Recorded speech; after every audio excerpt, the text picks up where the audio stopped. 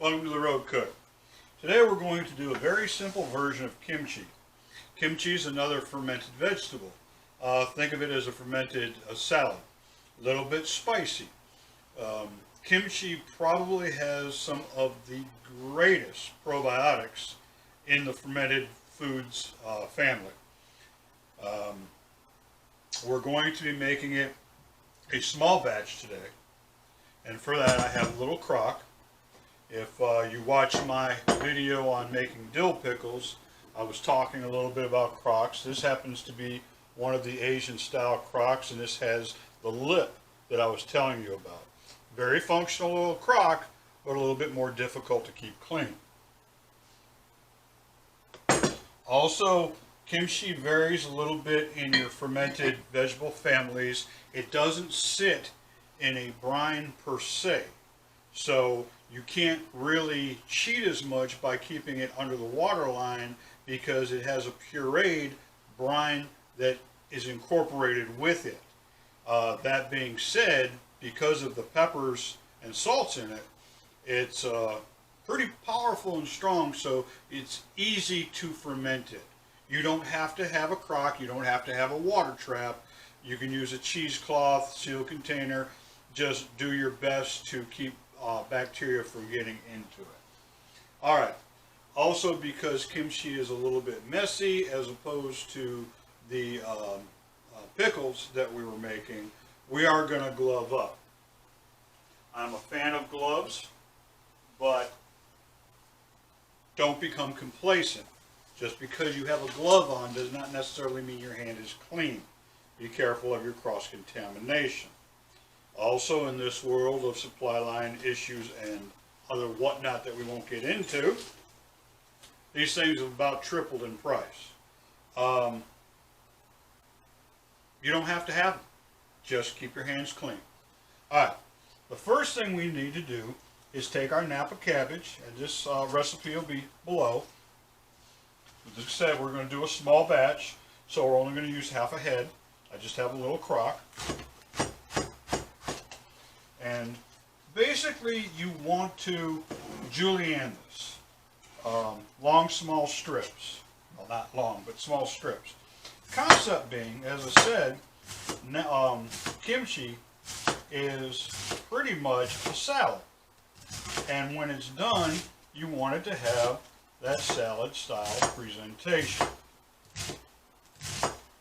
What you're going to do with the Napa cabbage is you get it cut up like this. Another place where the cleaver comes in very handy because it's thick for the thicker ends. And you see you're only making a julienne, just a strip. Alright, back into the bowl. Oh, one of these days when I grow up I want a big kitchen. And you can see, you know, salad, cabbage, lettuce, when you chop it up, it fluffs up. So it looks like it's a lot more than what it actually is. In the end, we will pack it down, and that is very good because it keeps the extra air out and gives it a chance to ferment evenly.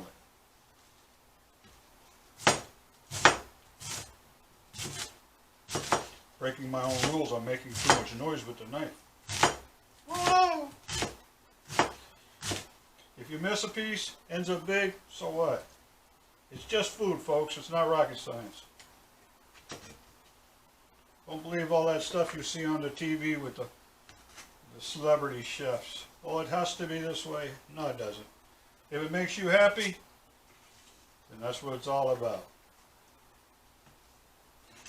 As the great maestro, the late maestro, the great chef Ramon Simbeck would say, there's only two rules to having a successful kitchen. Rule number one, have fun. You didn't come here to have fun, you don't need to be here. Rule number two, always buy the best ingredients that you can afford. Don't break the bank, but don't take shortcuts. Okay. Napa cabbage, beautiful. Now, what you want to do to the cabbage right now, this is another difference from before, is you want to add your salt to the cabbage.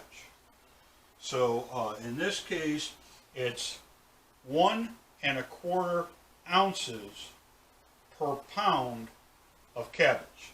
So we are using roughly 1.5 pounds, a half head of Napa.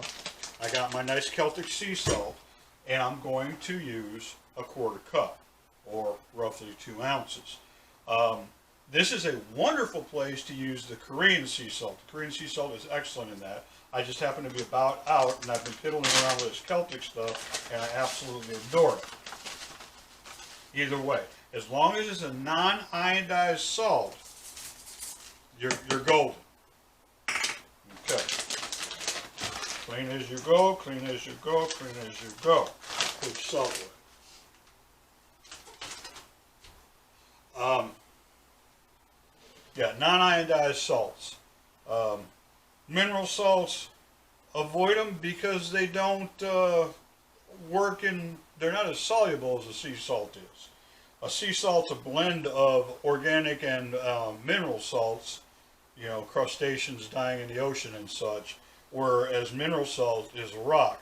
And yeah, I've had countless doctors argue with me about this, but I stick to it. Take a spoon of sea salt and dissolve it in a cup of water. Take a spoon of rock salt or mineral salt or your foo-foo Himalayan peak salt and see how that dissolves in the water. I mean, they're both difficult, but sea salt's a lot more soluble. And since the body is 86% water, you do the math. Okay, the idea here is the salt will begin to draw the moisture out of the cabbage. By the recipe, by the book, we're supposed to let this sit for about 40 minutes. It's going to sit in the crock for a week, who cares? Alright, so now I want to move on to the puree, and then we'll go ahead and mix the other stuff in there. Do I want to do that? Yeah, let's do that. Okay, the puree.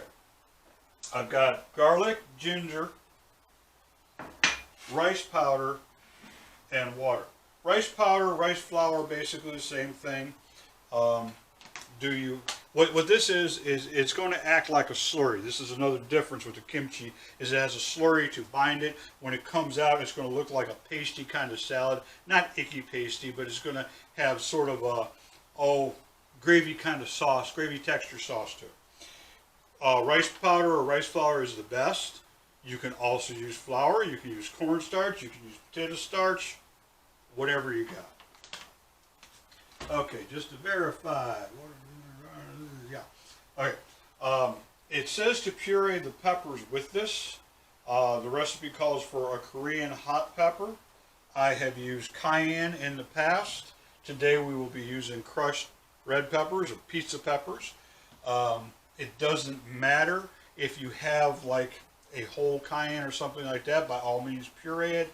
In this case, I don't want to because I want my pepper flakes to stay whole. So, excuse me, all we need here is, how do I want to do this? Our garlic and ginger. Okay. We need 1/4 cup of the flour. I don't want to goop it to the bottom, so I'm going to throw in my 1/2 cup of water first. Okay.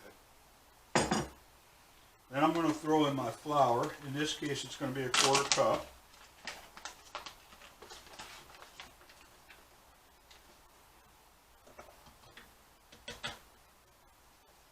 Put that away.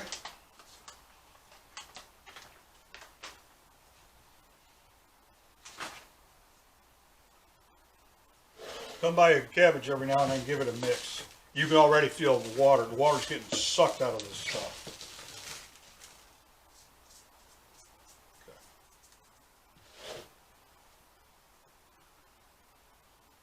I'll go ahead and puree this up.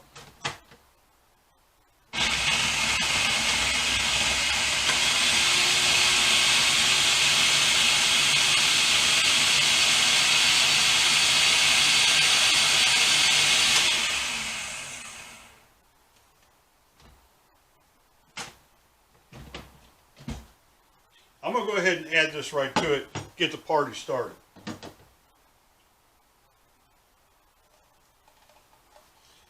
I'm looking at this and I'm seeing that the rice flour's, oh, a tad lumpy, but you know, so what? I said it's going to sit here for a week in the crock. It's going to break down. It's just food. It's not rocket science. Have fun with it.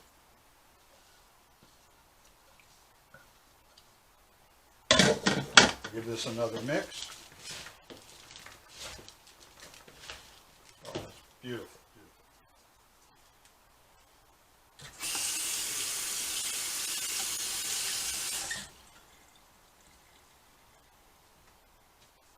All right, now to this, my pizza peppers. I love my cheat sheets. I'm 60 years old. I don't remember stuff off the top of my head. Need 2 tablespoons of peppers. Adjust as you will. 2 tablespoons of this is going to be very spicy. Tell you what I'm going to do. I'm going to hold off on the second one for now, and we'll add that once we get it all mixed up.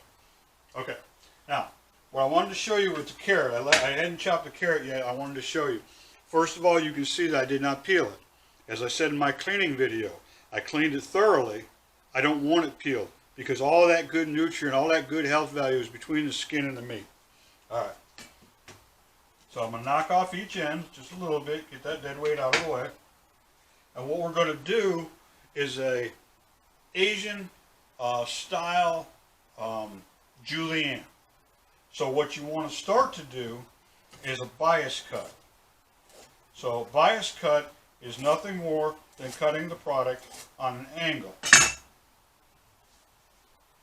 You see the angle there, and it gives you a thin slice like that.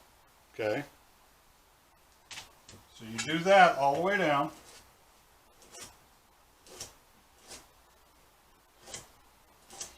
Try to keep them thin. It doesn't have to be perfect. You notice my hand technique's a little different because I am on a bias cut. You can't really do this. You can. I'm just not that coordinated. So I just keep my hand back far.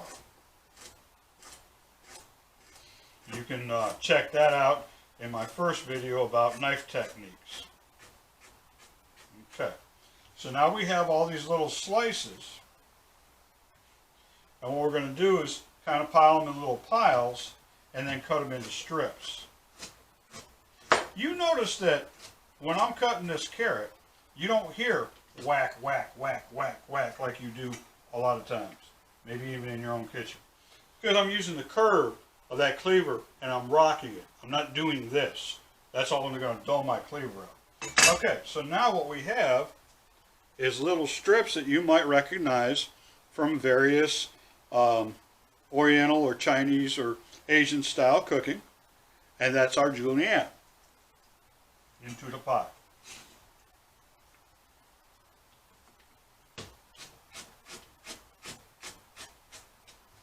It doesn't take long. Recipe calls for about a 1/4 cup, but I figured 1 whole carrot. What the heck? It's not exact. Make yourself happy. If you don't like carrots, leave them out. If you really like carrots, add more. The same with everything else. I'm using a Korean radish, a Daikon radish in here. It's lovely. It's kind of a medium to sweet heat. It's not a hot radish. It's not like a horseradish or a wasabi. It's quite mild.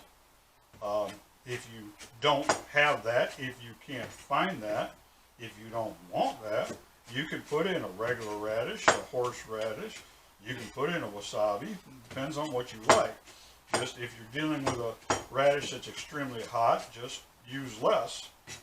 Unless you really like pain, and then party on. Completely up to you. Alright. As you can see, that's quite a bit more than a 1/4 cup, but I like carrot. Be good for you. Alright, so this is the Daikon radish that I've already julienned. It's white, it's sweet, it's very lovely. Put that in there. Alright. Now it calls for, in this case, about a 1/4 cup of apple. The apple is just to give the dish a little sweetness. This recipe also calls for sugar, which I will include in the recipe. I leave it out. There's more than enough sugar in here. I don't need to add any more than that. You don't have to use an apple if you don't want. You don't have to use any sugars. Options for apple, if you want the sweetness, you can use a plum. What else? I was just thinking of something else. Put in a little more. Anything that you like. Just in the case of fruit or something sweet, dried apricot, plum, anything like that. I was thinking in terms of you want to keep it something firm. Let's say if you throw a banana or a kiwi in there, it would turn to mush, and it might not be a pleasant flavor. All right. And the reason that I waited to do the apple now is, of course, I didn't want it to turn brown. I'm making thin little chunks out of it. You can make strips. You can make chunks. Do it any way you want. With the carrot or the apple or any of this stuff, feel free to shred it. If you want to shred it, party on. And again, you don't hear thunk, thunk, thunk. You don't hear much of anything. Little thunk, thunk,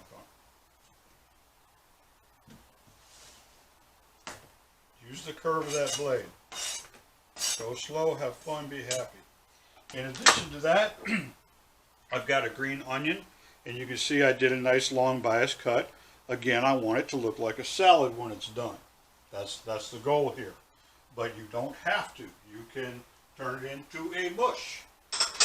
Whatever you like. And that's about all there is to that. Let's give it a mix. See what we're looking at.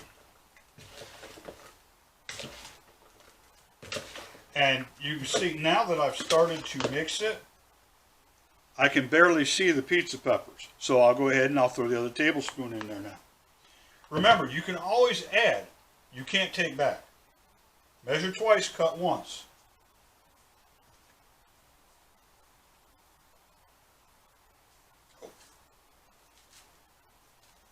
And for those of you that, I don't know if you caught that, but I overfilled a little bit.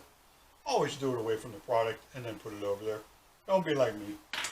Also, another thing we do, if you just want to like sprinkle, pour some in the cap and then sprinkle. You'll avoid screwing up like I almost just did. Alright, we're going to give this a good mix. And you can see, it looks like it's dry. It really does. But to have your hands in there is a fair amount of moisture, and the salt that's in there is beginning to pull more moisture out. It's very wet right now, and it will get wetter. What we're going to do right now is we're going to put this wonderful mixture. Oh my goodness, that ginger really pops out at you. All right, I'm going to put this in my crock and pack it down. Just pack it, pack it, pack it. The more air you can work out of it, the better off you are. This crock has weights that I will put on it to help keep pressure on this. If you don't have a crock, if you're just doing it in a mason jar, you can do it in a bowl. Don't use a metal bowl, plastic or glass. You can make your own crocks. I'll add a little clip to this like I did with the pickles and show you. I've got apple wine working. I always have apple wine or apple mead, one or the other working. And I will show you how I took a Home Depot bucket and turned it into a lovely crock or carboy. But if you don't have such things, improvise. Cheesecloth is great. Cover it up with a cover. If you don't have anything else, and you see how I'm packing it down in there, and then I'll put the weights on top of it. Because this fermentation does not have the extra moisture. When you look at it now in there, it looks dry. It's not, but it looks that way. When you come back in a week, it'll all have an even wet consistency. But yeah, I mean, you can put this stuff in a mason jar. If you do, don't put the metal cover on. Put on a piece of plastic wrap and then put your metal cover on loosely, and then once a day, take that cover off for a second or two and let that CO2, let the gases off of it. And that's really about all there is to it. I'll go get my weights that I left off camera because I'm not all that bright, and I'll finish this up, and we will come back in pinch, pull, thumb under, no ick. And we'll come back in about a week and show you what it looks like. That's really about all there is to it. Thank you for stopping by, and we'll see you in a week for the conclusion of this On the Road Cook. Have a great day. Be wonderful to each other. Alright, now here you can see just a simple Home Depot bucket that I use for making wine. You see, all I did was cut a hole in the top. Got like a $5 water trap with a cork.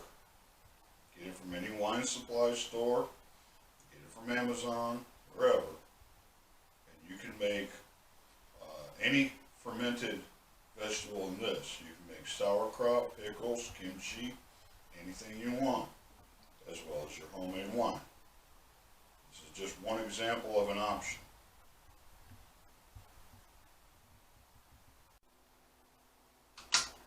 Greetings. Welcome back.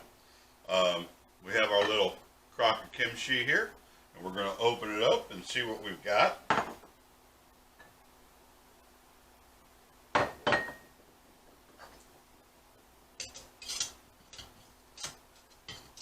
First we've got to pull the weights off. These are the weights I was talking about that help hold it down. They're split in half so you can get them to fit in there nicely.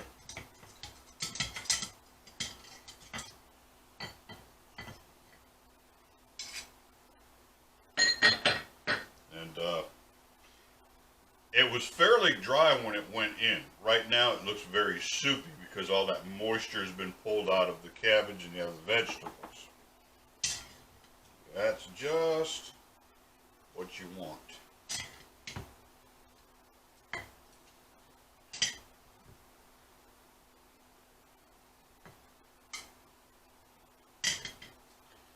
you can see, we end up with a beautiful, beautiful little kimchi here. Kind of spicy. It'll have a little vinegar flavor to it. There's no vinegar in it. This just happens naturally.